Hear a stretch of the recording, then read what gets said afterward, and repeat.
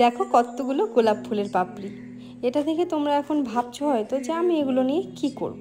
চলো তাহলে বলেই ফেলি। তোর কাছে মনের যত ইচ্ছে।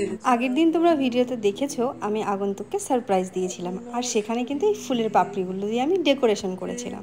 সেলিব্রেশন করার পর এই পাপড়িগুলোকে আমার আর ফেলতে ইচ্ছে করলো না, তাই আমি প্লাস্টিকে বেঁধে এটা ফ্রিজে রেখে দিয়েছিলাম, যে এটা দিয়ে কিছু তো একটা করবো।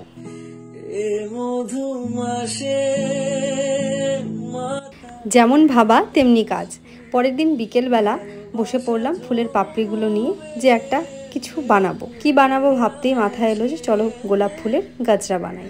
যেহেতু ফার্স্ট টাইম ছিল তাই প্রথম দিকে একটু অসুবিধে হচ্ছিল, পাপড়িগুলো বেরিয়ে যাচ্ছিল সুতো থেকে। তারপর একটা বুদ্ধি বের করে ঠিক এইভাবে একটা কাগজ দিয়ে নিলাম, যেখানে আমি পাপড়িগুলোকে স্টে করতে পারবো ঠিক করে। গাজরা তো ঝটপট বানিয়ে ফেলছি, এবার এটা দিয়ে করব কি। প্রথমে এটা ভেবে গাজরাটা বানিয়েছিলাম যে এটা খোপায় লাগিয়ে বেশ কিছু ফটো তুলে রাখবো।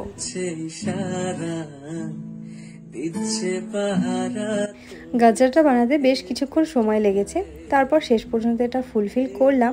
কিন্তু এবার এটা দিয়ে করব কি। প্রথমে তো বললাম ভেবেছিলাম খোপায় লাগাবো, কিন্তু তারপর আমার মাথায় একটা অন্য আইডিয়া আসে। সেটা কি, চলো দেখতে থাকো। আর এদিকে আরেকজনকে দেখো ফোনটা হাতে পেয়েই ঢং শুরু করে দিয়েছে। গাজরাটা বানাতে বানাতে এটাই মাথায় এসেছিল যে এটা মাথায় এইভাবে পরে কয়েকটা ফটোস তুলে রাখি আমার এই মুহূর্তটার। আর ফটোশ্যুট করতে হলে একটু তো ডেকোরেশনের দরকার, তাই আগন্তুককে বলতেই ও কিন্তু এই জায়গাটা আমাকে সুন্দর করে ডেকোরেট করে দিল।